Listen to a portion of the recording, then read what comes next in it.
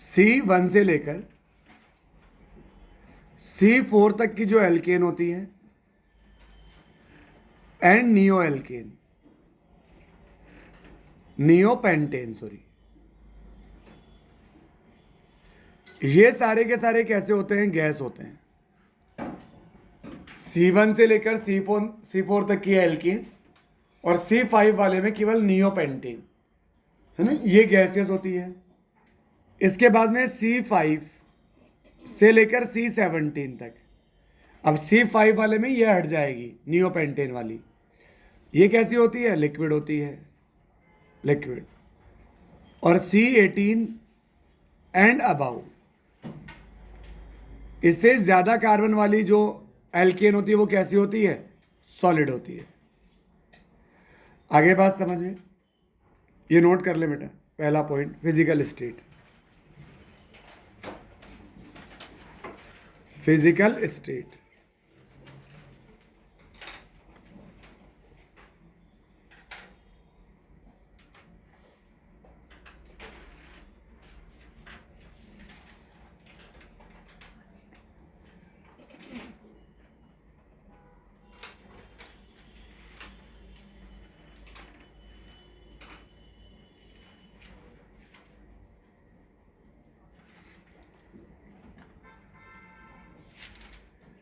हो गया भाई? नेक्स्ट लिखो सॉल्युबिलिटी रूल।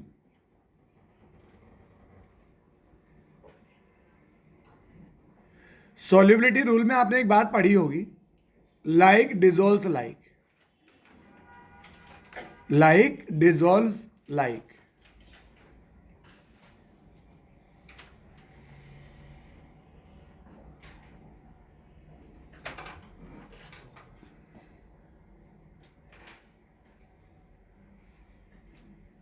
रेजोनेंस वाला हो गया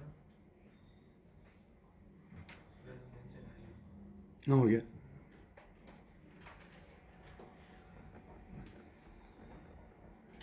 solubility rule like dissolves like, ठीक है। अब जो एल्केन होते हैं ना वो नॉन पोलर या लेस पोलर होते हैं, तो जो लेस नॉन पोलर होंगे वो नॉन पोलर सॉल्वेंट में सॉल्युबल होंगे, और जो आयनिक पोलर होंगे वो आयनिक कंपाउंड होंगे वो पोलर सॉल्वेंट में सॉल्युबल होंगे। जैसे आयनिक कंपाउंड कैसे होते हैं? पोलर, NaCl, Na+ और Cl-। तो आयनिक कंपाउंड कहाँ सॉल्युबल होंगे? पोलर सॉल्वेंट, जैसे पानी के अंदर। वाटर एक पोलर सॉल्वेंट होता है, लेकिन ये जितने भी ऑर्गेनिक कंपाउंड हैं ये नॉन पोलर या लेस पोलर होते हैं। अब अगर ये लेस पोलर है तो ये लेस पोलर ऑर्गेनिक सॉल्वेंट में सॉल्युबल होंगे। ऑर्गेनिक कंपाउंड ऑर्गेनिक सॉल्वेंट में सॉल्युबल होंगे, जैसे बेंजीन, जैसे CCl4, जैसे CS2, ये सब कार्बन कंटेनिंग है, तो इन्हीं में क्या होंगे? ज़्यादा सॉल्युबल होंगे। तो आप लिखिए alkene are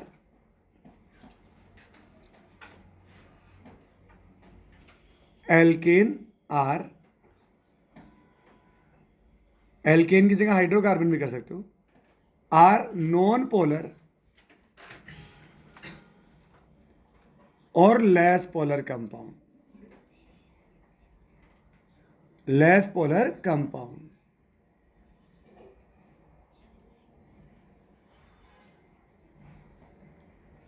are non polar और less polar compound, hence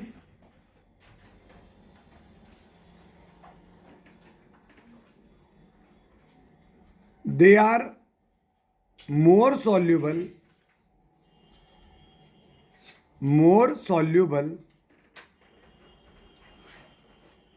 hence they are more soluble in organic solvent,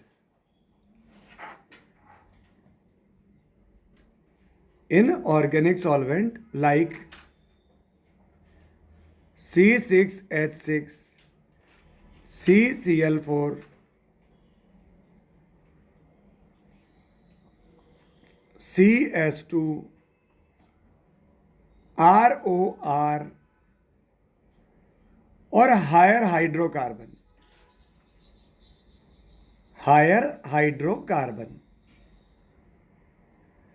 क्योंकि हायर हाइड्रोकार्बन क्या होते हैं, लिक्विड होते हैं ना, C5 से लेकर C17 तक के।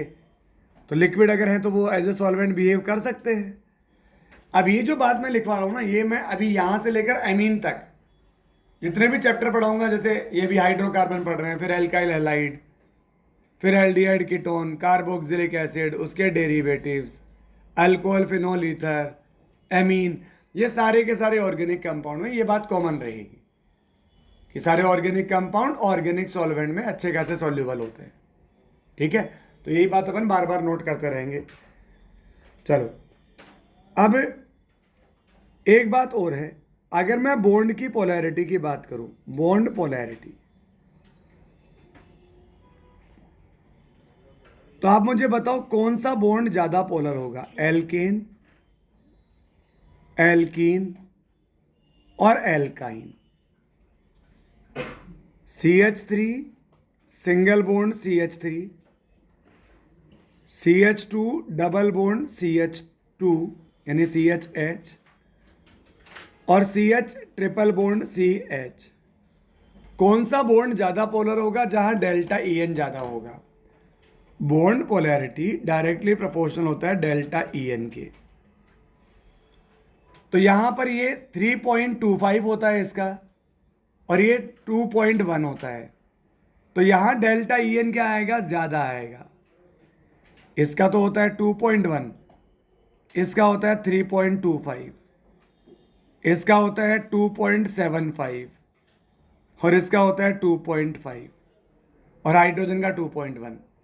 तो सबसे ज़्यादा डेल्टा EN यहाँ है, तो बॉन्ड में पोलैरिटी भी हाईएस्ट है, यहाँ ही होगी।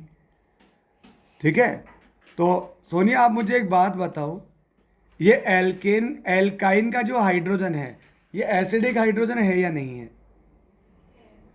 एसिडिक हाइड्रोजन कौन सा होता है, मोर इलेक्ट्रोनेगेटिव से जुड़ा हो, और मोर इलेक्ट्रोनेगेटिव मतलब जिसकी EN 3 या 3 से ज़्यादा हो। नोट कर लो बेटा।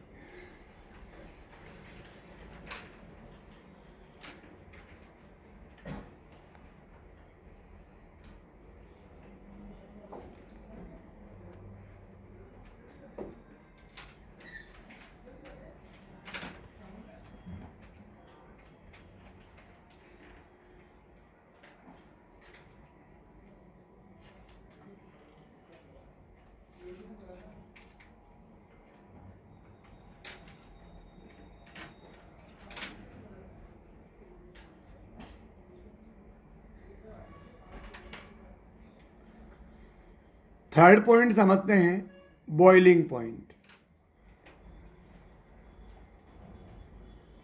बॉइलिंग पॉइंट जो है ये डायरेक्टली प्रोपोर्शनल होता है वंडरवाल फोर्स के।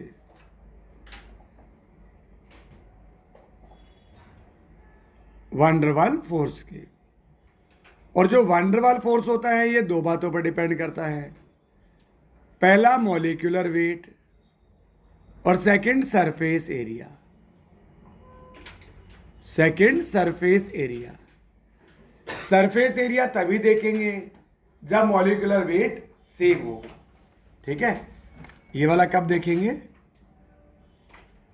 If molecular weight is same.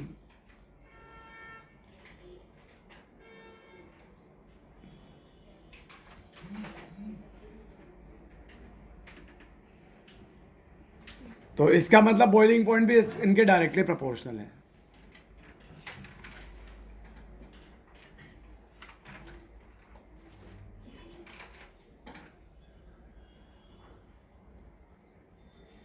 जैसे एक एग्जाम्पल है, कार्बन कार्बन कार्बन कार्बन, ये first, carbon carbon carbon carbon, ये सेकंड, कार्बन कार्बन कार्बन, ये कार्बन और ये कार्बन। मतलब ये क्या है, this is normal pentane, this is isopentane, and this is neopentane. Normal pentane, isopentane and neopentane. ठीक है, हाँ जी।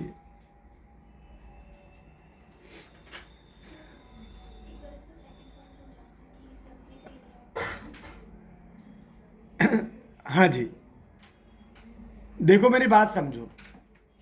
इन चारों, ये चारों क्या है, ये तीनों आपस में क्या है, ये आइसोमर है एक दूसरे के। कौन से आइसोमर हैं? चेन आइसोमर है। पहले वाले में 5 कार्बन की चेन है, दूसरे वाले 4 कार्बन की, फिर 3 कार्बन की। तो अब यहाँ क्या होगा, जैसे ये मेरे पास एक, अच्छा मॉलिक्यूलर वेट तो सेम है। अगर मॉलिक्यूलर वेट सेम है तो अब मैं किससे डिफाइन करूंगा? वंडरवल फोर्स सरफेस एरिया से। जहां सरफेस एरिया ज़्यादा होगा, सरफेस एरिया बेसिकली होता है कॉन्टैक्ट एरिया। जितना ज़्यादा कॉन्टैक्ट एरिया बढ़ता जाएगा उतना ज़्यादा अट्रैक्शन बढ़ता जाएगा एक दूसरे के साथ में। ठीक है, तो यहां पर ये पहला वाला नॉर्मल पेंटेन है, and this is second one normal pentane. Surface area ज़्यादा है, इसका मतलब वहां पर यहाँ अट्रैक्शन भी क्या होगा? ज़्यादा होगा। अब यहां अगर मैं बात करूं आइसोपेंटेन की,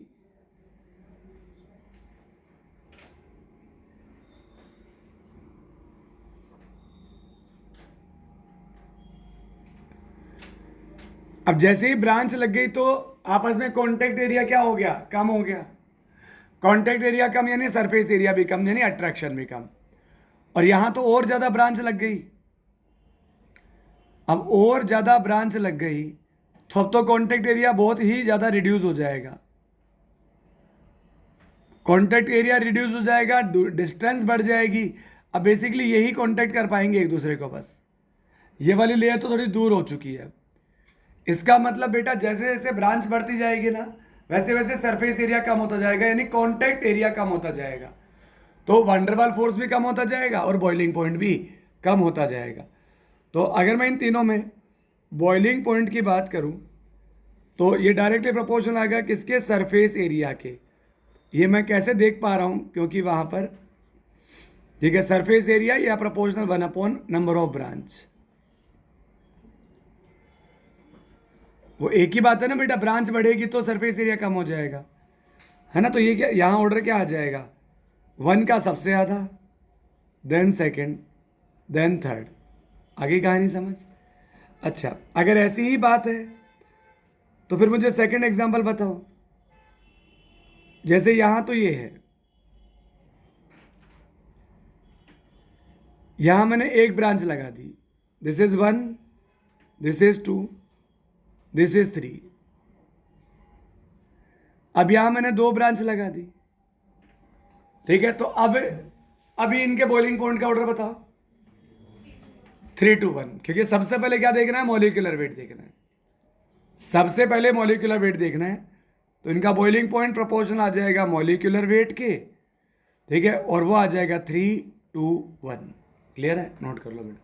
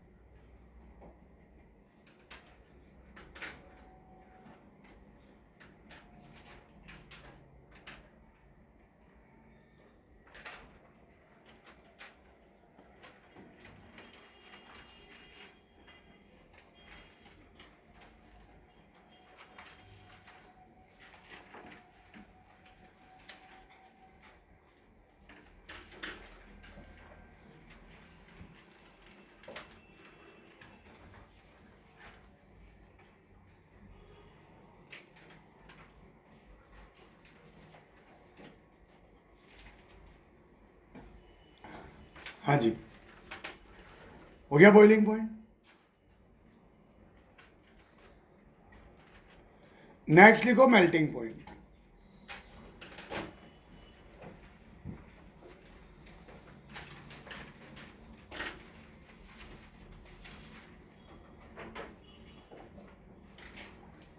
नेक्स्ट लिखिए मेल्टिंग पॉइंट।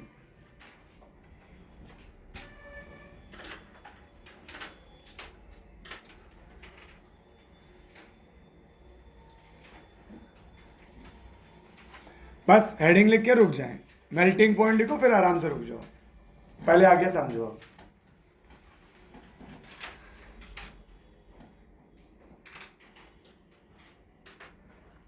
देखो जो मेल्टिंग पॉइंट है वो भी मॉलिक्यूलर वेट के डायरेक्टली प्रोपोर्शनल होगा, लेकिन मेल्टिंग पॉइंट इस बात पर भी डिपेंड करता है हमेशा, मेल्ट किसको करते हो आप, सॉलिड को।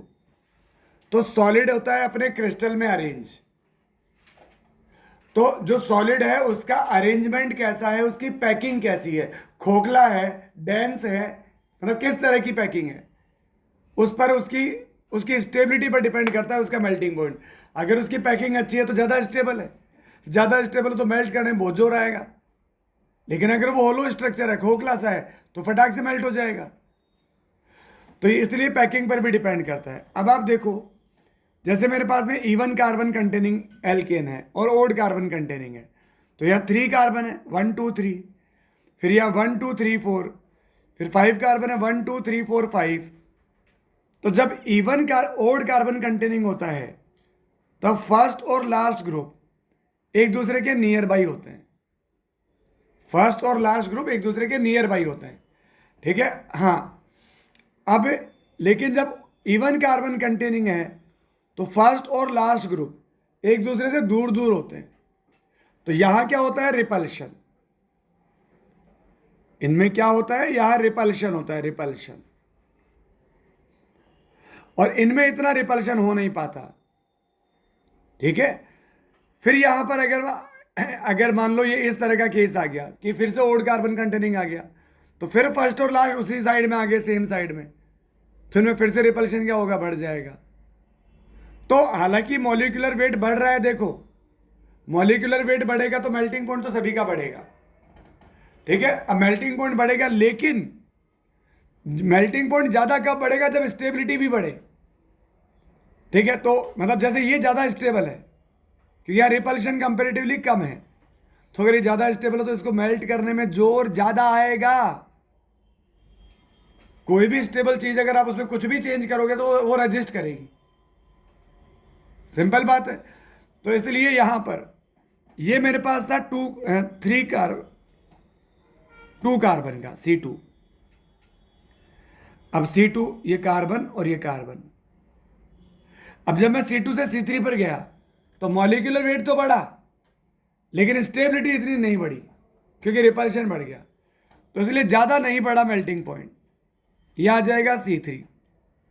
अब देखो ये स्लोप थोड़ा कम था, अब ये वाला थोड़ा स्टीप है स्लोप, ठीक है, थोड़ा वैल्यू ज़्यादा बढ़ी है इसका मतलब।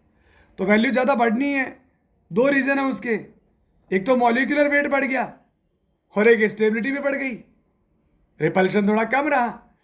फिर जब मैं C4 से C5 पे जाऊंगा फिर मॉलिक्यूलर वेट बढ़ेगा, ठीक है। तो ये बढ़ेगा तो सही, पर देखो इस स्लोप में आपको चेंज नजर नहीं आ रहा क्या, स्लोप के अंदर? अरे आ रहा होगा ना डिफरेंस समझ में यार, एक तो ऐसा बहुत मेरे मेरे चेंज हो रहे हैं, एक थोड़ा स्टीप चेंज हो रहा है, ठीक है। तो इसलिए फिर यहां आप कहाँ चले जाओगे, 6 पे, तो 6 पे फिर से इवन कार्बन आ जाएगा, फिर से दूर दूर चले जाएंगे, फिर से रिपल्शन कम हो जाएगा, स्टेबिलिटी बढ़ जाएगी, फिर जोर ज़्यादा आएगा। तो ये इस तरह का ग्राफ आता है यहाँ पर, ठीक है। आप ये नोट कर लें बेटा मेल्टिंग पॉइंट में। ये एक अप्रोक्सीमेट ग्राफ है, एग्जैक्ट ग्राफ नहीं है, ये ध्यान रखना, क्योंकि एग्जैक्ट ग्राफ में तो फिर थोड़ा सा डिफरेंस नजर आएगा, आप जब मैं एनसीईआरटी देखोगे पता लग जाएगा।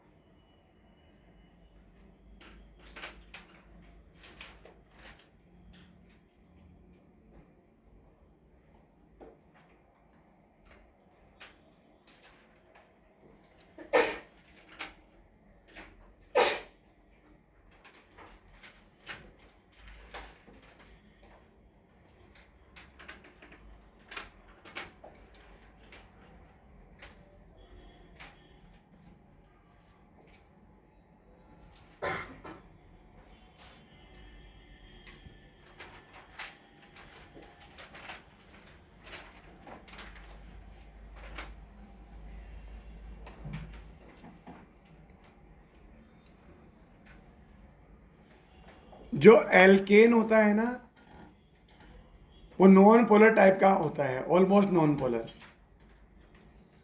तो वहां वंडरवाल फोर्स थोड़े वीक होते हैं। नॉन पोलर में कौन सा वंडरवाल फोर्स होता है? London force. London force weakest force होता है, ठीक है।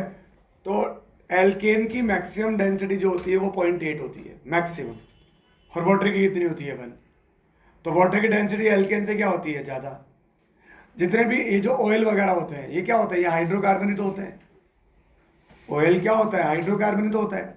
तो अगर हाइड्रोकार्बन है तो उसकी डेंसिटी तो 0.8 है।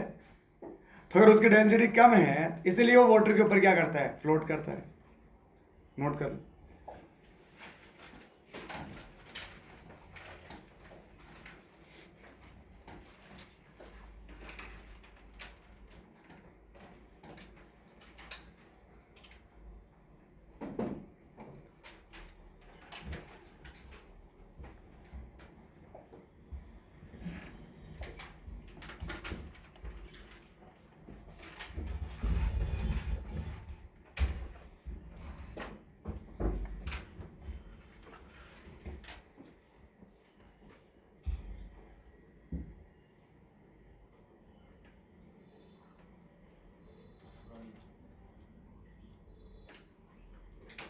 समझ रहा हूँ।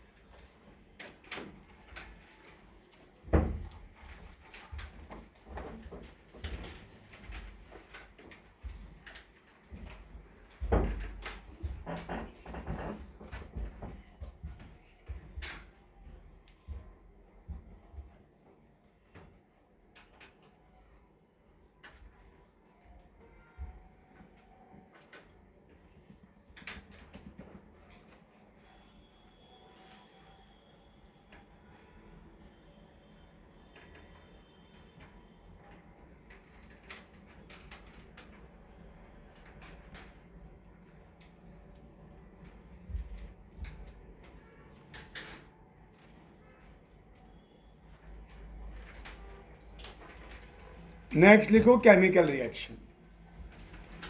Chemical reaction.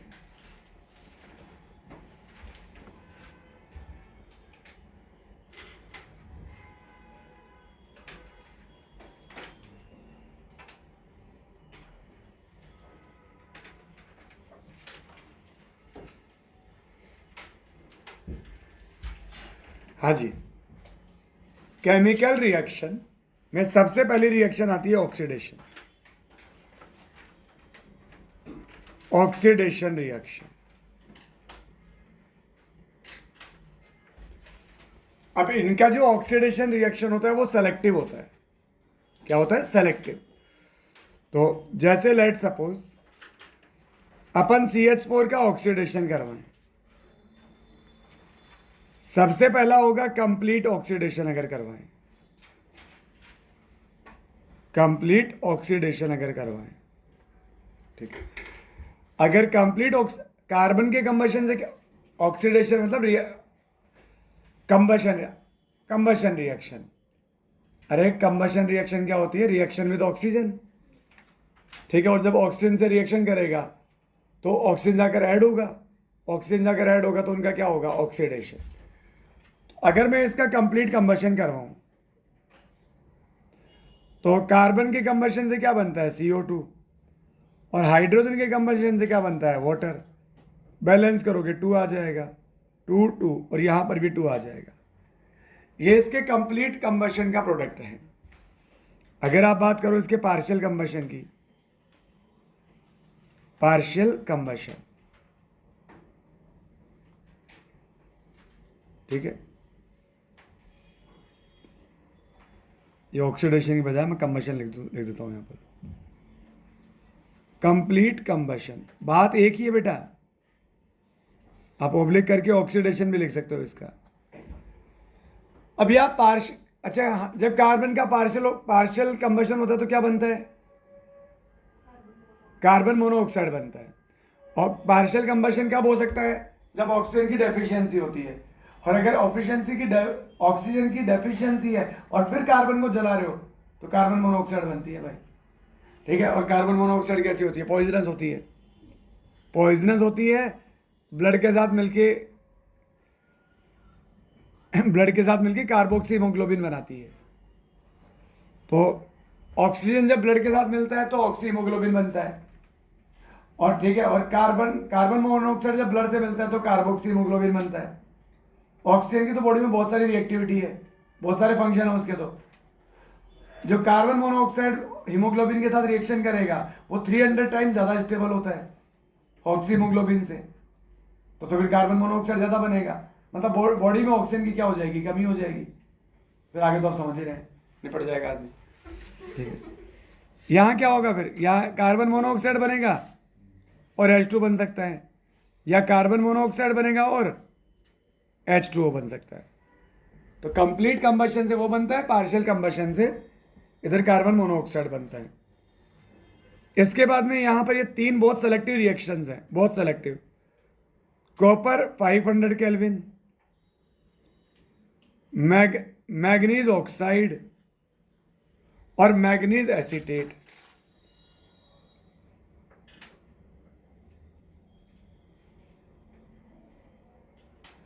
अगर अपन कॉपर 500 केल्विन से रिएक्शन कराते हैं तो यहां क्या बनेगा? CH3OH, alcohol. कॉपर 500 से स्ट्रॉन्ग ऑक्सीडाइजिंग एजेंट होता है ये। ठीक है, तो यहां और फर्दर ऑक्सीडेशन हो जाएगा, यानी और 2 हाइड्रोजन और निकाल दो आप। तो 2 हाइड्रोजन और निकाल दोगे तो यहां क्या बन जाएगा? HCHO, formaldehyde. अब ये मैग्नीज एसिटेट इससे भी पावरफुल ऑक्सीडाइजिंग एजेंट है। तो यहां फिर एल्डिहाइड किस में कन्वर्ट हो जाएगा? एसिड में कन्वर्ट हो जाएगा, एसिड में HCOOH। ठीक है, मैं इधर बता देता हूं ऑर्डर एक, कि अगर एक कोई ऑक्सीडाइजिंग एजेंट है, ऑक्सीडाइजिंग एजेंट पहले एल्केन को कन्वर्ट करता है अल्कोहल में, एक ऑक्सीजन ऐड कर दिया आपने, फिर अल्कोहल, ठीक है, यहां पर ने क्या किया? ऑक्सीजन ऐड कर दिया। फिर यहां से जब अपन हाइड्रोजन निकाल देंगे ना, 2 हाइड्रोजन निकाल देंगे तो बन जाएगा एल्डिहाइड। एल्डिहाइड जैसे ये था, लेट सपोज CH4, यहां से बन गया CH3OH। ऑक्सीजन ऐड कर दिया आपने, एडिशन ऑफ ऑक्सीजन क्या होता है? ऑक्सीडेशन। फिर इससे 2 हाइड्रोजन निकाल दिए तो बन गया HCHO। और फिर फर्दर इसमें ऑक्सीजन ऐड कर दोगे तो क्या बन जाएगा? एसिड। तो ये HC≡OOH। ठीक है, बस अब आपको ये याद रखने पड़ेंगे, लेकिन कि यार पहले कॉपर वाला थोड़ा वीक होता था, मैग्नीज ऑक्साइड उससे स्ट्रॉन्ग और मैग्नीज एसिडेट सबसे स्ट्रॉन्ग। तो पहले अल्कोहल, फिर एल्डिहाइड, फिर एसिड। ये नोट कर लें बेटा। हाँ नहीं रुको, एक बात और, एक लास्ट और है कि वैसे तो एल्केन जो होता है ना, एल्केन, उनमें कोई पाई बॉन्ड तो है नहीं, उनमें सारे सिग्मा बॉन्ड है, और सिग्मा बॉन्ड स्ट्रॉन्ग होते हैं। सिग्मा बॉन्ड कैसे होते हैं? स्ट्रॉन्ग। एल्कीन और एल्काइन में तो पाई बॉन्ड भी होते हैं। पाई बॉन्ड कैसे होते हैं? वीक होते हैं। तो जो वीक बॉन्ड होते हैं ना, वो जल्दी से ब्रेक हो जाते हैं। जल्दी से ब्रेक हो जाएंगे तो उनकी रिएक्टिविटी बढ़ जाएगी। उनकी रिएक्टिविटी क्या होती है? ज़्यादा होती है। तो इसलिए एल्कीन एल्काइन तो बहुत रिएक्टिव होते हैं, एल्केन उतना रिएक्टिव नहीं होता है।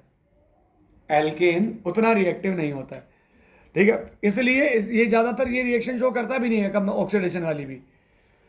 तो नॉर्मल एल्केन तो ये ऑक्सीडेशन कम ही शो करते हैं। बस एक ये जो एल्केन है,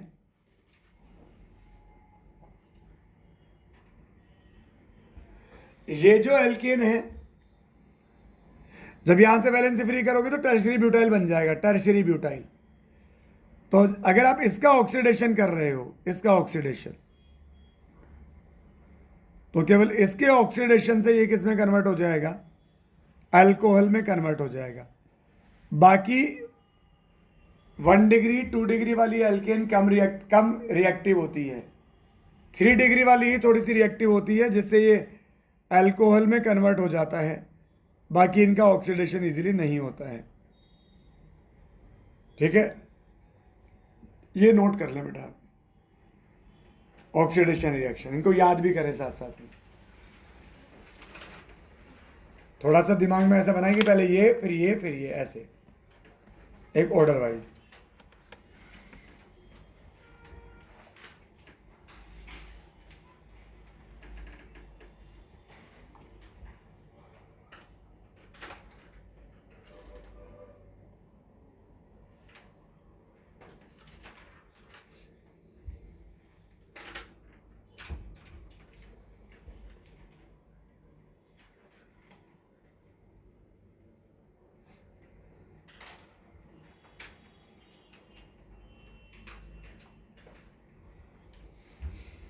ये कैसा ऑक्सीडेशन हो रहे हैं सारे के सारे?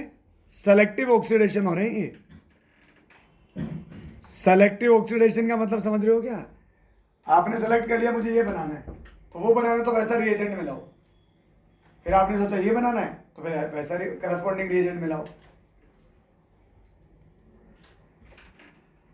तो प्रोडक्ट का सिलेक्शन आपके हाथ में है यहां पर।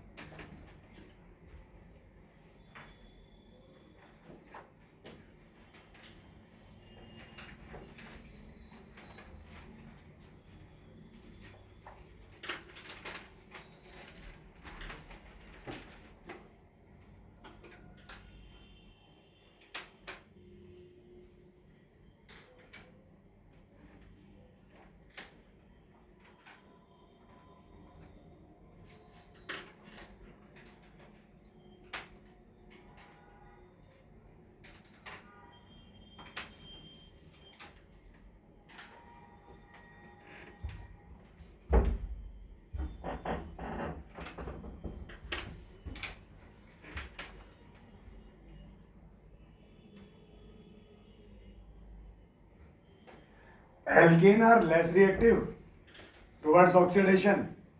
तो अगर आपको ऑक्सीडेशन करवाना है तो स्ट्रॉन्ग ऑक्सीडाइजिंग एजेंट मिलाना पड़ेगा।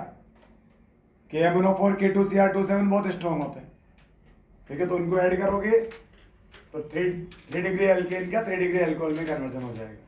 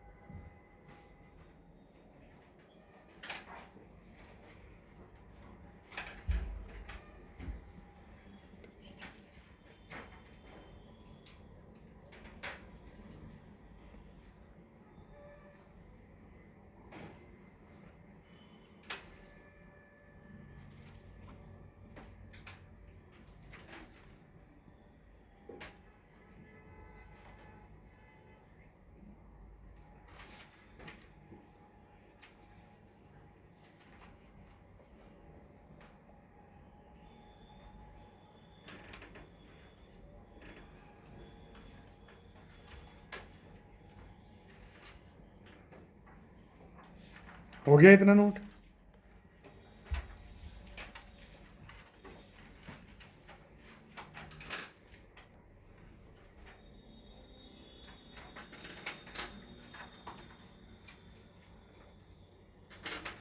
मुझे एक बात बताओ अभिलाषा, ये जो एल्केन है क्या एडिशन रिएक्शन शो कर सकते हैं क्या?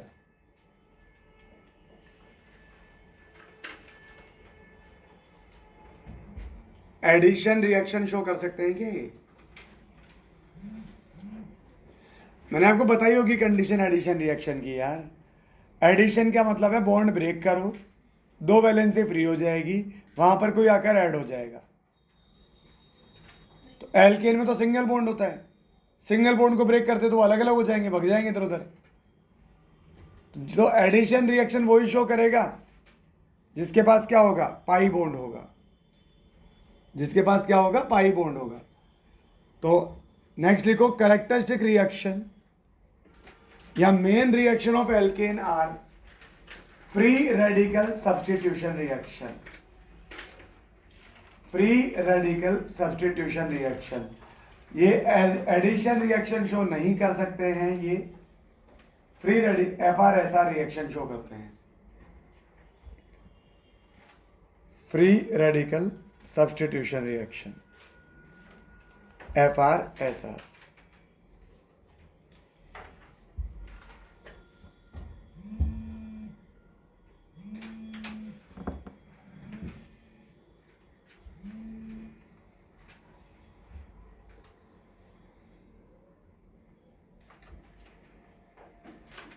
तो सुनो बेटा, फ्री रेडिकल सब्स्टिट्यूशन रिएक्शन ये कैसे शो करते हैं? तो फ्री रेडिकल सब्स्टिट्यूशन रिएक्शन, सबसे पहली रिएक्शन आती है इसमें ए हैलोजनेशन रिएक्शन। हैलोजनेशन रिएक्शन, जैसे इधर मेरे पास क्या है? CH4, मैं इसकी रिएक्शन H2 से कराऊं, यहां से क्या होगा? एक H हट जाएगा। पहले सुनो सुनो एक मिनट, यहां से क्या होगा? पहले एक H हट जाएगा और यहां से ये एक X उस H की जगह आ जाएगा। तो क्या बनेगा? नोट मत करना, पहले समझना। ये बनेगा CH3X और इधर क्या बनेगा? HX। CH3X बनेगा और क्या बनेगा? HX बनेगा। अब अगर मैं बात करूं यहां reactivity, reactivity of halogen, reactivity of halogen, F2 की रिएक्टिविटी बहुत ज़्यादा होती है Cl2 से, फिर Br2 और फिर I2। ये जो रिएक्शन होती है इसकी, ये हाईली एक्सोथर्मिक होती है एंड अनकंट्रोल्ड होती है। अनकंट्रोल्ड होती है। अनकंट्रोल्ड का मतलब क्या है? अनकंट्रोल्ड का मतलब है कि जब तक एक एक हाइड्रोजन को चुन चुन के हटा नहीं देगा ना यहां से, तब तक रुकेगा नहीं वो। मतलब ये अगर ये F2 होगा तो ये CF4 बनेगा यहां पर। समझ आ गई बात? ठीक है, अब इसके आगे वो कुछ कर ही नहीं पा रहा बेचारा। ठीक है, तो मतलब इस तरह से इवन वो सबको ही हटा देता है यहां से और कार्बन को अकेला कर देता है। कार्बन ब्लैक में कन्वर्ट हो जाता है वो। तो ये इतना हाईली रिएक्टिव होता है, मतलब इतना हाईली रिएक्टिव है कि ये अंधेरे में भी रिएक्शन कर लेता है। इसको ज्यादा धूप वूप की जरूरत नहीं है। धूप का मतलब एनर्जी से होता है, टेम्परेचर से। ठीक है, तो ये वाले बाकी सब लेस रिएक्टिव होते हैं और ये हाईली रिएक्टिव होता है। ठीक है, तो ये तो इसके बारे में बात हो गई। और ये जो I2 वाला होता है ये वेरी स्लो रिएक्टिव होता है, वेरी लेस रिएक्टिव। और ये रिएक्शन को कैसा बना देता है? रिवर्सिबल। रिवर्सिबल बना देता है रिएक्शन को। बड़ी मुश्किल से तो ये इसके साथ में रिएक्शन बहुत बहुत स्लो होती है, बड़ी मुश्किल से तो आगे जाती है और वो वापस जो I2 बनेगा वो, ठीक है, मतलब वो रिएक्शन को वापस बैकवर्ड कर देता है। कैसे? तो अभी मैकेनिज्म में देखेंगे अपन। तो सबसे ज्यादा रिएक्टिव ये होता है, फिर ये, फिर ये, फिर ये। अच्छा ऐसा क्यों है सर, ये ज्यादा रिएक्टिव क्यों है? आप देखो जब प्रोडक्ट बन रहा है ना, एक बार बनेगा CH3F, एक बार बनेगा CH3Cl, एक बार CH3Br, एक बार CH3I। केमिकल बॉन्डिंग में अपन ने पढ़ रखा है, छोटे एटम अच्छे बॉन्ड बनाते हैं, छोटे एटम अच्छे कोवलेंट बॉन्ड बनाते हैं। कोवलेंट बॉन्ड की स्ट्रेंथ ओवरलैपिंग से देखते हैं, और ओवरलैपिंग साइज के इनवर्सली प्रोपोर्शनल होता है। जब साइज छोटा होगा तो ओवरलैपिंग क्या हो जाएगी, अच्छी हो जाएगी, और अगर ओवरलैपिंग अच्छी होगी तो बॉन्ड स्ट्रॉन्ग बनेगा। तो यहाँ फ्लोरीन के साथ में बनने वाला प्रोडक्ट ज्यादा स्टेबल बनता है, ज्यादा स्ट्रॉन्ग बॉन्ड बनता है वहां पर, इसलिए फ्लोरीन रिएक्टिव क्या होता है, ज्यादा होता है। ठीक है, और फ्लोरीन के रिएक्टिव होने का एक रीजन और भी है, क्या कि FF, ClCl। अच्छा इनमें कौन सा बॉन्ड वीक है, इनमें कौन सा बॉन्ड वीक है बताओ ना एक बार। इनमें FF बॉन्ड वीक होता है, रीजन सेकेंड LP-LP रिपल्शन, ये आपने वहां पढ़ा है। सेकेंड पीरियड वालों में क्या होता है, LP-LP रिपल्शन भी वर्क करता है। ठीक है, तो ये वाला बॉन्ड कैसा होता है, वीक होता है। फिर बस बाकी BR और फिर I। अगर आपको थोड़ा सा याद हो तो ये फ्लोरीन का बॉन्ड इतना वीक होता है कि ये Br2 से ही पीछे आ जाता है। ये सब आपने केमिकल बॉन्डिंग में पढ़ रखा है। ठीक है, तो इस वजह से फ्लोरीन का देखो यहां पर ये जब ब्रेक होगा ना तभी तो इसके साथ जाके जुड़ेगा। अरे मॉलिक्यूल पार्टिसिपेट थोड़ी करते हैं रिएक्शन में, रिएक्शन में तो एटम पार्टिसिपेट करता है, तो पहले उसका बॉन्ड तो तोड़ना पड़ेगा ना। तो जो बॉन्ड रिएक्टेंट का जो बॉन्ड इजीली ब्रेक हो रहा हो वो जल्दी रिएक्शन करेगा, क्योंकि बॉन्ड तो ब्रेक करना ही था अपन को ताकि प्रोडक्ट बन सके। तो यहाँ ये इसकी रिएक्टिविटी का ऑर्डर है। ठीक है, तो ये नोट करें आप इतना।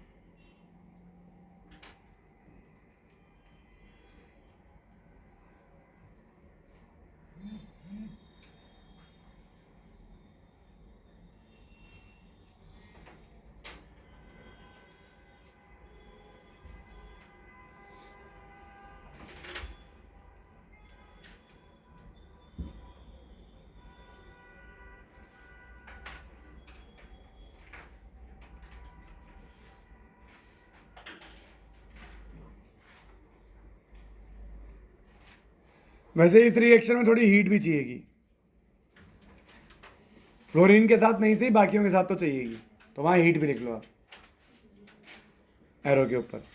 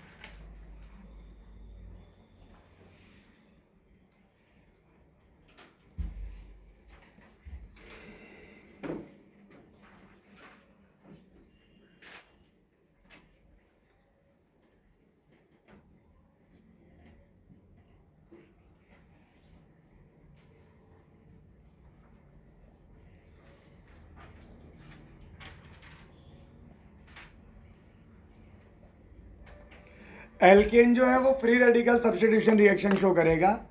फ्री रेडिकल कब बनता है, इसका आपने ये आपने पढ़ रखा है, जब होमोलाइटिक क्लीवेज होता है। अरे फ्री रेडिकल कब बनता है? जब होमोलाइटिक क्लीवेज होता है, और होमोलाइटिक क्लीवेज कब होता है? हाई टेम्परेचर पर।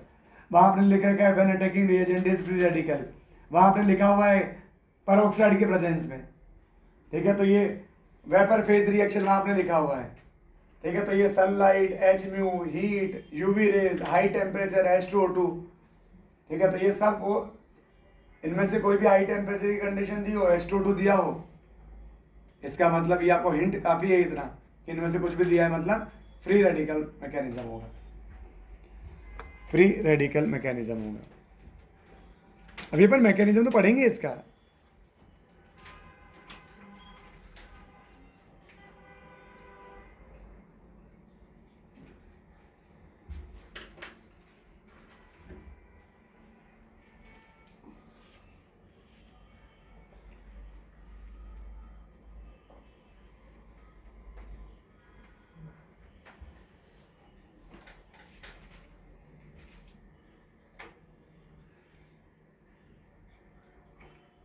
ये एच म्यू है, ये हीट है, यूवी रेज। तो अगर मैं बात करूं रिएक्टिविटी ऑफ एल्कीन, एल्केन की, रिएक्टिविटी ऑफ एल्केन,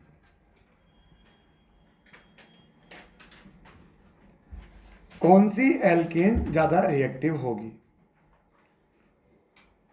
यहां क्या बनेगा? फ्री रेडिकल बनेगा।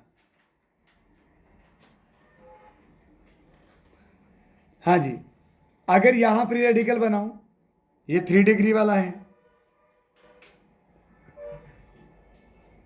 अगर यहां फ्री रेडिकल बनाऊं, ये 2 डिग्री रेडिकल है, और यहां मैं फ्री रेडिकल बनाऊं, ये 1 डिग्री रेडिकल है, इन तीनों में ज्यादा स्टेबल कौन होगा?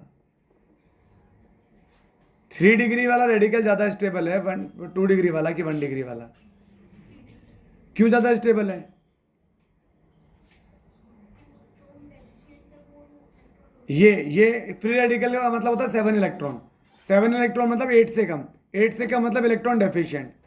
तो ये, और ये इनका क्या लगेगा? प्लस आई लगेगा।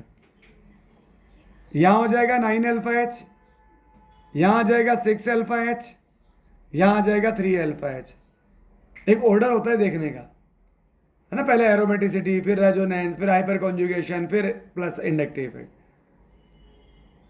जो sp2 कार्बन होता है ना, sp2 कार्बन, उसकी स्टेबिलिटी अपन हाइपर कॉन्जुगेशन से भी देते हैं। वहां हाइपर कॉन्जुगेशन में पढ़ा है कार्ब कैटायन, एल्कीन और carbon radical, carb cation, alkene और कार्बन रेडिकल, इनकी स्टेबिलिटी अल्फा एस से देते हैं हाइपर कॉन्जुगेशन, कार्बन आयन के नहीं देते बस। तो इसकी स्टेबिलिटी कैसे दोगे आप? अल्फा हाइपर कॉन्जुगेशन से दोगे। इंडक्टिव इफेक्ट तो बाद में देखेंगे ना, किसी में 2 अल्फा एच और इसमें 3 3 है, ठीक है। मतलब अल्फा एच ज्यादा होंगे वहां स्टेबिलिटी ज्यादा होगी, इंडक्टिव नहीं देखना वहां पर। इंडक्टिव से तो ऑर्डर उल्टा भी आ सकता है, ठीक है। तो ये इनकी रिएक्टिविटी हो जाएगी। सबसे ज्यादा स्टेबल ये होगा रेडिकल, फिर ये होगा, फिर ये होगा। नोट कर लो बेटा। और अगर कोई रेजोनेंस स्टेबलाइज हो तो और भी ज्यादा स्टेबल होगा।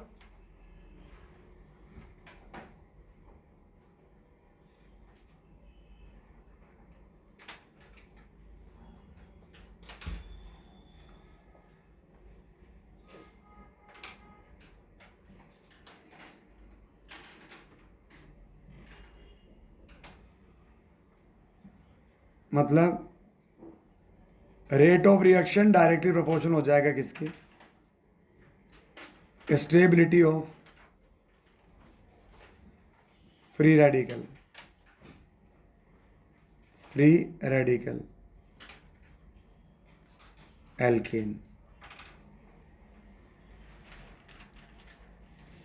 इन एल्केन।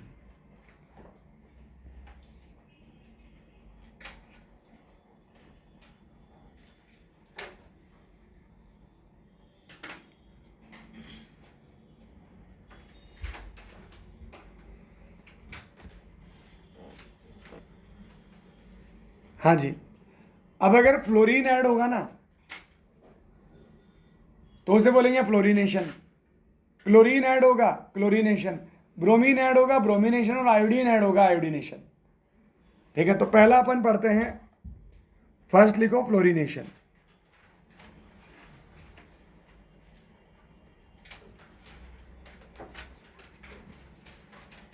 फ्लोरिनेशन।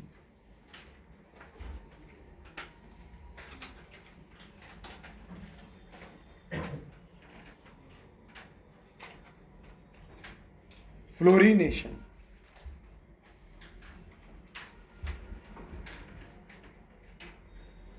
इसमें लिखो reaction of F2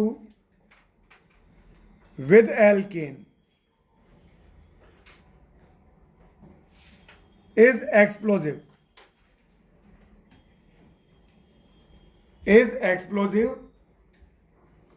even in dark, even in dark.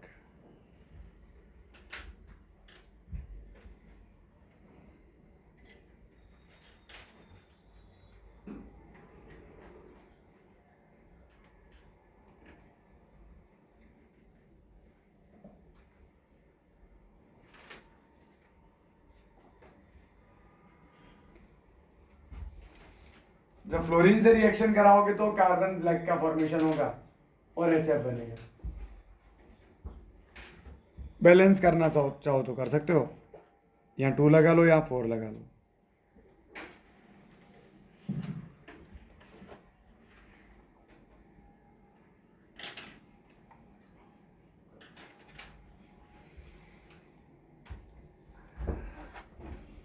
हाँ, आप मन ही मन में सोच रहे हो यार इतनी इतनी एक्सप्लोसिव क्यों हो रही रिएक्शन यार, काश थोड़ी स्लो हो जाए। सब तो नहीं सोच रहे। ठीक है, अब अगर आप चाहते हो कि ये रिएक्शन थोड़ी स्लो हो जाए तो आप यहां पर नाइट्रोजन ऐड कर दो। नाइट्रोजन N2 क्यों ऐड करते हैं? N2 नाइट्रोजन क्या होता है? N ट्रिपल बॉन्ड है। रिएक्शन के लिए रिएक्शन में कौन पार्टिसिपेट करता है? एटम। नाइट्रोजन को रिएक्शन में पार्टिसिपेट करवाने के लिए नाइट्रोजन के बीच का ट्रिपल बॉन्ड तोड़ना पड़ेगा। और ट्रिपल बॉन्ड ब्रेक करने में तो बहुत एनर्जी चाहिए, इसलिए नाइट्रोजन रिएक्शन नहीं करता इजीली। नाइट्रोजन नॉर्मल तो रिएक्शन करता ही नहीं है, तो नाइट्रोजन की प्रेजेंस में ये रिएक्शन थोड़ी कंट्रोल हो जाती है, थोड़ी सी। क्योंकि नाइट्रोजन कहता ना तो मैं खुद रिएक्शन करूंगा ना किसी को करने दूंगा। ठीक है, तो नाइट्रोजन आप मिलाकर इस रिएक्शन को थोड़ी सी कंट्रोल कर सकते हो। ठीक है, तो आप लिख लो एक लाइन बस, लिखें, लिखो rate of this reaction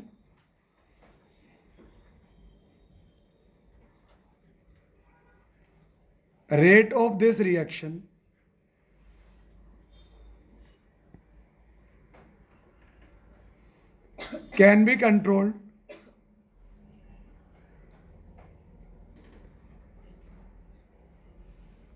be controlled when reaction occurs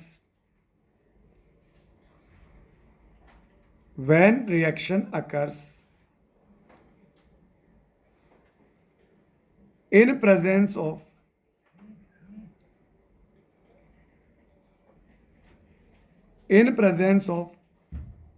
inert medium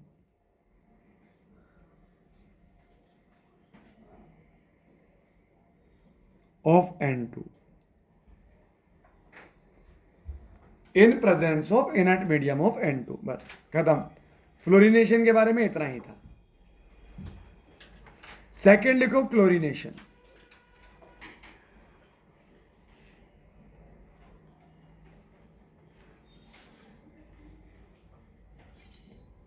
chlorination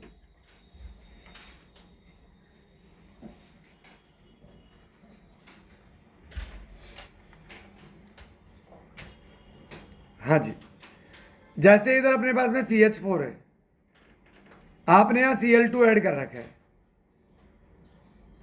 क्या ऐड कर रखा है? Cl2। यहां एरो के ऊपर आपने HMU लिखा हुआ है या UV लाइट लिखा हुआ है, कुछ भी लिखा हुआ है। ठीक है, या हाई टेम्परेचर लिखा हुआ है, हाई टेम्परेचर लिखा है। मतलब कोई हिंट मिलना चाहिए आपको, यहाँ ये FR-SR है तो हाई टेम्परेचर पर होगी, एल्केन फ्री रेडिकल सब्स्टिट्यूशन। ठीक है, तो यहां क्या हो जाएगा? CH3Cl बन जाएगा। और एक HCl बाहर निकल जाएगा। अभी रिएक्शन रुकेगी नहीं, फिर से HCl बाहर निकल जाएगा, CH2Cl2 बन जाएगा। फिर से रिएक्शन रुकेगी नहीं, HCl बाहर निकल जाएगा और CHCl3 बन जाएगा। और रिएक्शन रुकेगी नहीं, HCl बाहर निकल जाएगा और CCl4 बन जाएगा, CCl4। ये इसका फाइनल प्रोडक्ट होगा। ठीक है, अब इसी रिएक्शन को दो तरह से बोला जा सकता है।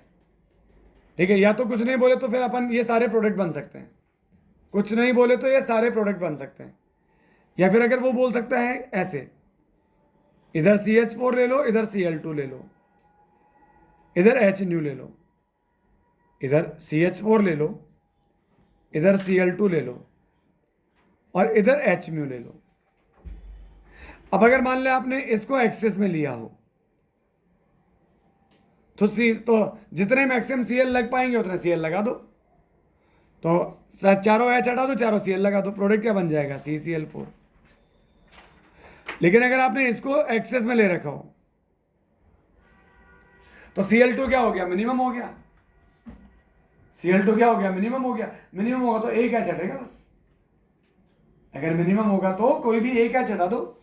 ठीक है, तो यहां क्या बन जाएगा, CH3Cl। ये प्रोडक्ट बनेंगे यहां पर।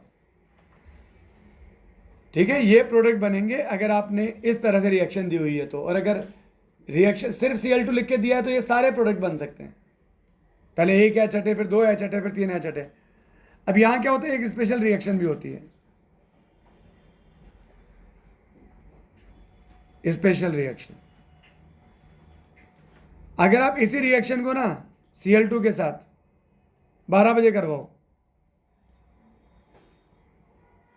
12 नून, अगर दोपहर में 12 बजे कराओ, इसका मतलब बहुत हाई टेम्परेचर है।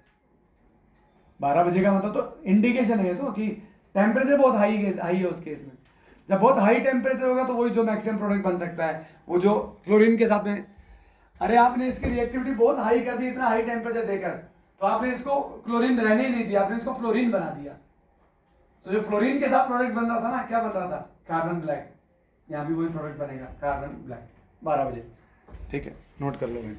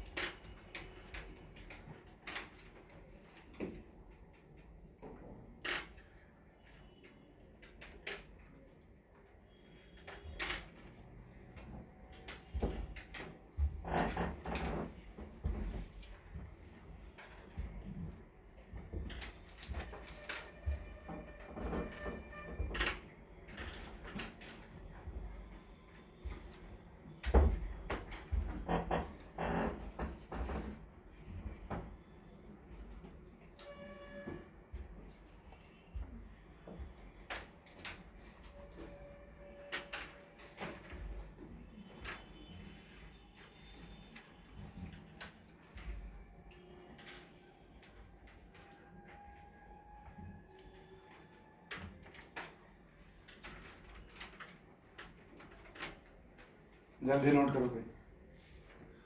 और रहेगा ऊपर तुषार।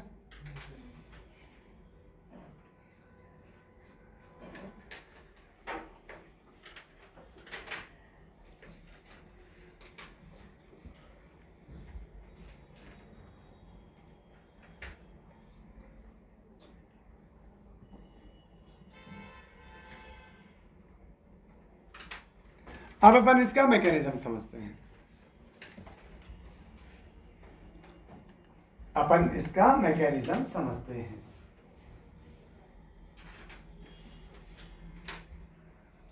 स्टेप 1, वही चेन इनिशिएशन स्टेप, ठीक है। चेन इनिशिएशन स्टेप, सबसे पहले क्या होगा, Cl2 रिएक्शन को इनिशिएट करेगा।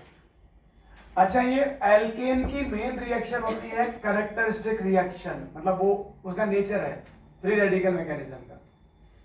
तो ये Cl हेलोजन रिएक्शन को स्टार्ट करेगा हाई टेम्परेचर से या Hmu से पहले ये रेडिकल बना, ठीक है। ये HCl रेडिकल, ये पहला तो चेन इनिशिएट हुआ, अब प्रोपोगेट करेगी। इनिशिएशन में जो रेडिकल बनता है वो रेडिकल बनता है, पहले था नहीं, मतलब इनिशिएशन में रिएक्टेंट साइड में रेडिकल नहीं होगा, प्रोडक्ट साइड में रेडिकल होगा।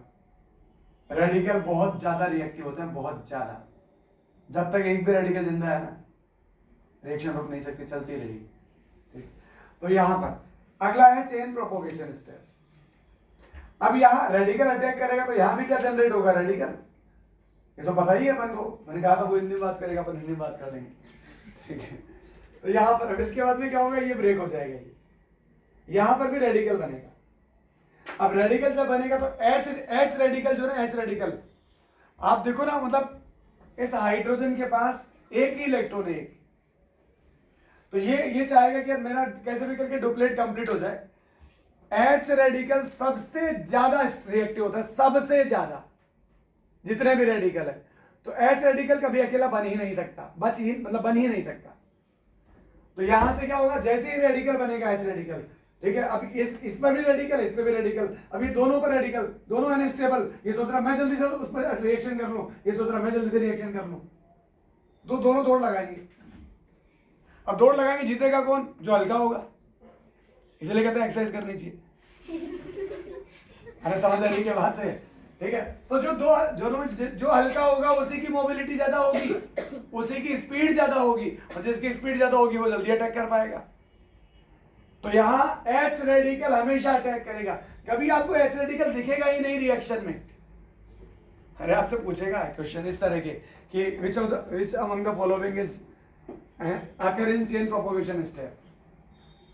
तो चेन प्रोपोगेशन स्टेप में क्या होता है, पहली बात तो इधर भी रेडिकल था, इधर भी रेडिकल बनेगा, ठीक है। फिर एक दो रिएक्शन ऐसी होगी जिनमें H रेडिकल भी बना के दिया होगा। H रेडिकल कभी बन ही नहीं सकता, मतलब बनेगा तो सही, पर वो इतना रिएक्टिव होता है कि वो दिखता नहीं कभी।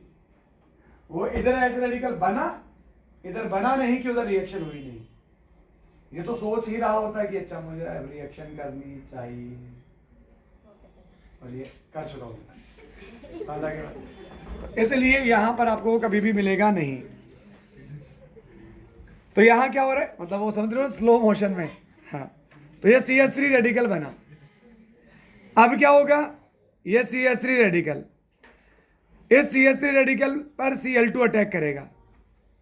अब Cl2 अटैक करेगा तो वापस Cl रेडिकल बनेगा, एक रेडिकल तो इससे जुड़ जाएगा, क्या बन गया, CH3Cl, और फिर से एक Cl रेडिकल बन गया। अब ये क्या होगा, फिर ये तो पहला प्रोडक्ट बना, अब ये आगे रुकेगा, तो यहाँ रुकेगा थोड़ी, अभी तो 3 H और बचे हैं उसके पास, ठीक है। अभी तो बहुत मेहनत करनी है उसको। तो यहाँ क्या है, ये CH3Cl, इस CH3Cl पे क्या होगा, ये Cl रेडिकल अटैक करेगा जो बना है, ठीक है।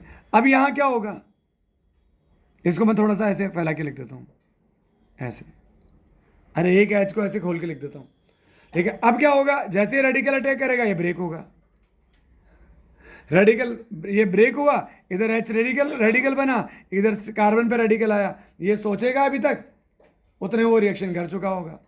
तो क्या बनेगा, CH2Cl, और इधर क्या बन जाएगा, HCl। समझ गए। फिर ये CH2Cl जो है, इस पे वापस कौन रिएक्शन करेगा, Cl2, एक Cl यहाँ रेडिकल बन के इस पे आ जाएगा, तो क्या बन जाएगा CH2 Cl2, और क्या बनेगा यहाँ पर Cl रेडिकल। समझ आ रही बात। फिर आप इसको खोल के लिखो अगले स्टेप में, फिर ऐसे रेड्यूस हो, फिर एक और हट जाएगा, फिर CH Cl3 बन जाएगा। अभी एक H और है, फिर उसको खोल के लिखो, फिर उसको ब्रेक करो, फिर रेडिकल रेडिकल बनेगा। अरे समझ आ रही क्या बात आपको। तो अब मैं आगे वाले प्रोडक्ट, आगे वाले स्टेप बताने वाला नहीं हूँ, ठीक है। मैं लिख देता हूँ, similarly CHCl3 and CCl4 are also formed. समझ आई क्या बात आपको। पहले एक H हटा के एक Cl लगाया, फिर एक और H हटा के दूसरा Cl लगा दिया, फिर अपन ऐसे करते जाएंगे अब, ठीक है। तो अपन सिमिलर तरीके से समझ लिया, तो ठीक है। अब ये प्रोपोगेशन स्टेप थी। अब इसको कब तक प्रोपोगेट कराओगे, खत्म भी करो उसको। तो थर्ड स्टेप आता है टर्मिनेशन स्टेप, ठीक है। तो अगला आता है स्टेप थर्ड,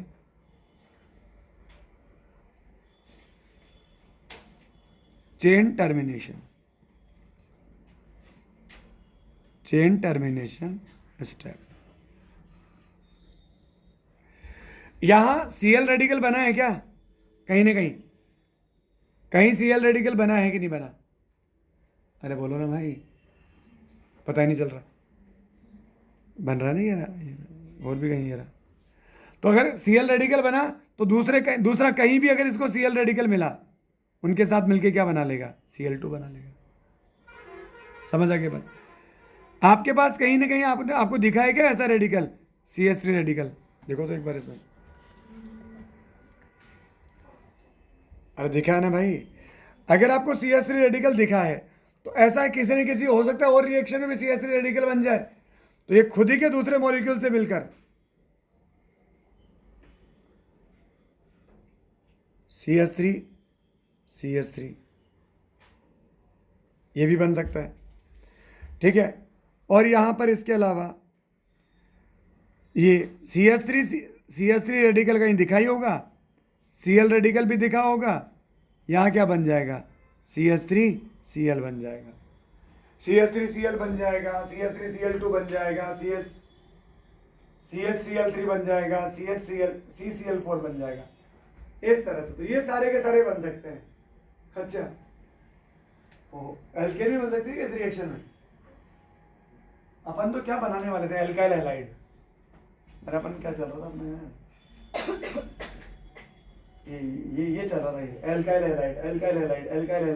हैलाइड ये बना रहे थे अपन। तो वो क्या बन गया वहां पर, एल्केन बन गया। अच्छा, तो ये क्या है, ये तो है इसका मेन प्रोडक्ट, ये तो क्या है इसका मेन प्रोडक्ट, और ये क्या है इस रिएक्शन का बाई प्रोडक्ट, ठीक है। तो ये बन सकता है। आगे मैं सारे बना नहीं रहा, आप समझो, ठीक है। सिमिलरली और CH2Cl2 और मतलब फिर वो भी आपस में कनेक्ट कर सकते हैं। तो इस तरह बहुत सारे बन सकते हैं, ठीक है, छोड़ो। तो अब चेन टर्मिनेशन स्टेप के अंदर फ्री रेडिकल केवल रिएक्टेंट में होगा, प्रोडक्ट में फ्री रेडिकल नहीं बन सकता, क्योंकि मैंने कहा था जब तक एक भी फ्री रेडिकल जिंदा है तो टर्मिनेट हो नहीं सकती रिएक्शन, फिर तो वो चलती रहेगी। तो टर्मिनेट करवाना है तो प्रोडक्ट साइड में रेडिकल लाना बंद करो, ठीक है। तो देखो यहाँ और क्या बन सकते हैं, मैं आपको बता देता हूँ। जैसे ये रेडिकल बना, अब ये रेडिकल बना तो ऐसा ही एक रेडिकल और बनेगा, तो फिर ये खुद के उसी रेडिकल से कनेक्ट कर जाएगा। तो क्या हो जाएगा, CH2Cl इधर डैश CH2Cl उधर, समझ रहे हो क्या। फिर यहां पर एक और H हट जाएगा, तो CHCl2 और एक रेडिकल बनेगा। आप समझ रहे हो क्या। सिमिलरली यहां से एक Cl कम कर दो तो वो भी रेडिकल बनेगा, फिर यहां से एक Cl कम कर दो वो भी रेडिकल बनेगा, सिमिलरली, है ना। तो ये नोट कर लो भाई।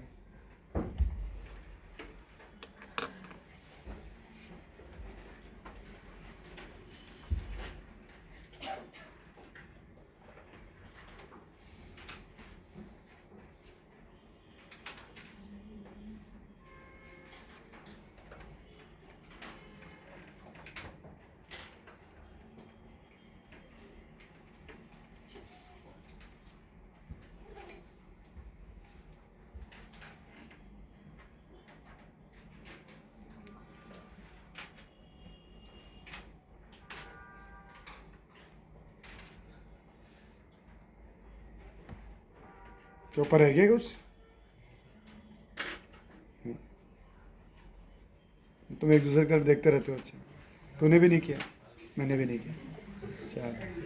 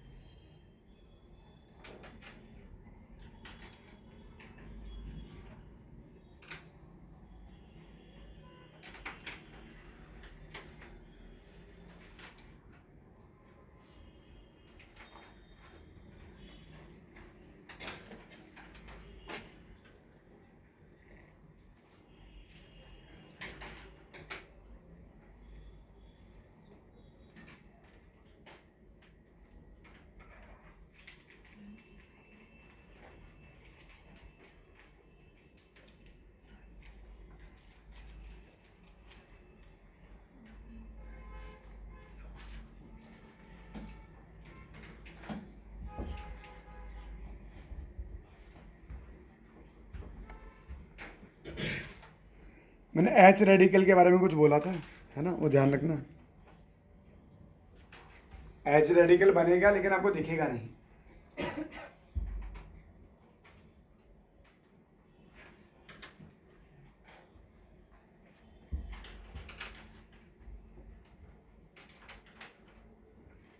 ये वाला कैसे बना होगा? ये वाला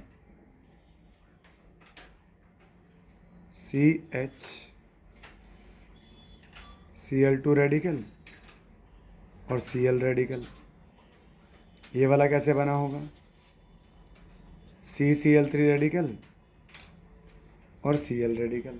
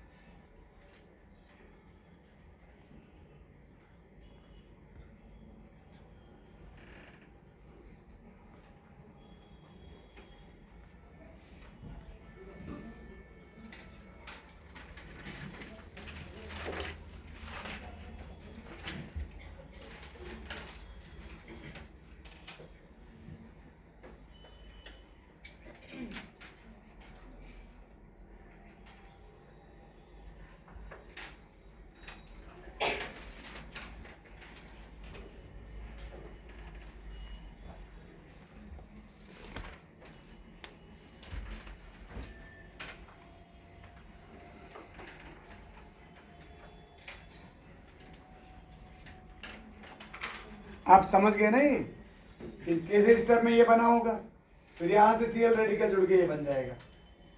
सिमिलरली किसी स्टेप में ये बना होगा, फिर यहां से Cl रेडिकल जुड़ के वो बन जाएगा।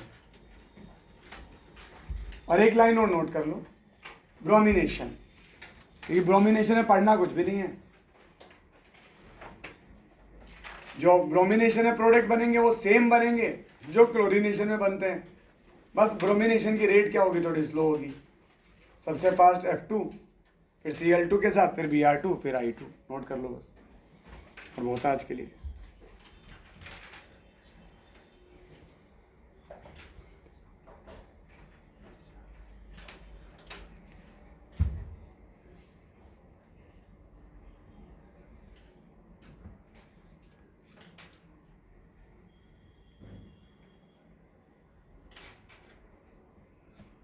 वैसे एल्केन में रिएक्शन तो और भी 2-4 रिएक्शन और भी हैं, लेकिन मेन रिएक्शन यही है इसकी, हेलोजनेशन।